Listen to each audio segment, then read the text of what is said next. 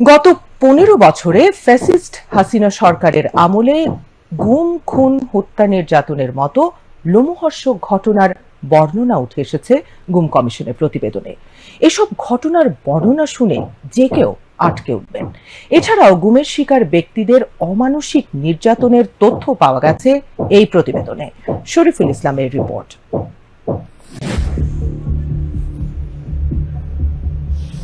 গা শিউরে ওঠার মতো হত্যাকাণ্ড, রোজ নির্যাতন, হত্যার পর গল্প ফাঁদা কিংবা সাধারণ নাগরিকদের ব্যক্তিগত কথোপকথনে আড়ি পাতা বাংলাদেশের ক্ষমতাচ্যুত প্রধানমন্ত্রী ফ্যাসিস্ট শেখ হাসিনার শাসনামলের বলপূর্বক সকল ধরনের গুমের ঘটনার সারমর্ম এমনই,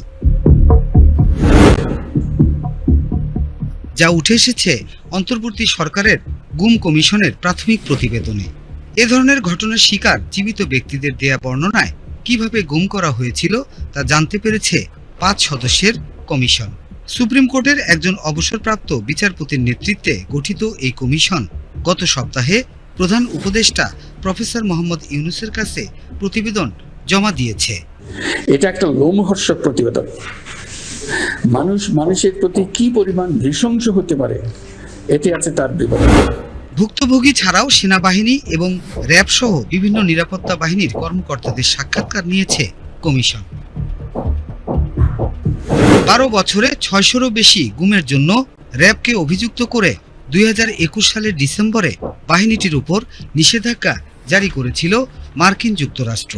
প্রায় 2 দশক আগে যাত্রা শুরু করা এই এলিট ফোর্স র্যাব ভেঙে দেওয়ার সুপারিশ করেছে গুম কমিশন।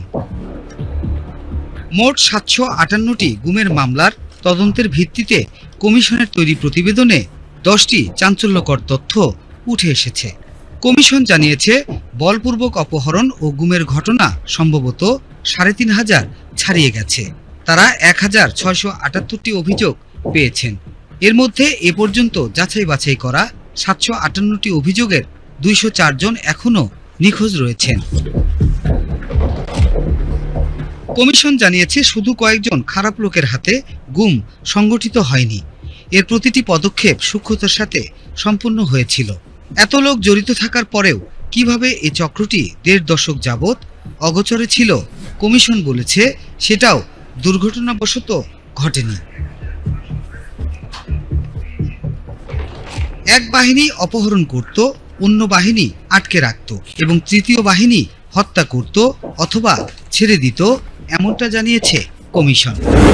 প্রতিবেদনে বলা হয়, গুমের শিকার একজনকে ফিরিয়ে দেওয়ার সময় বলা হয়েছিল ফ্যাসিস্ট হাসিনা তাকে দ্বিতীয় সুযোগ দিচ্ছেন, তবে শর্ত সাপেক্ষে। আপনাকে রাজনীতি থেকে বিরত থাকতে হবে অথবা দেশ ত্যাগ করতে হবে এবং পরিস্থিতির উন্নতি হলেই কেবল ঘরে ফিরতে পারবেন। এমনভাবে অপহরণ করা হতো যাতে আশেপাশের কেউ দেখতে না পায়। গুম কর্মীরা ধরাছোঁয়ার বাইরে থাকার এটি একটি বড় কারণ, জানিয়েছে কমিশন।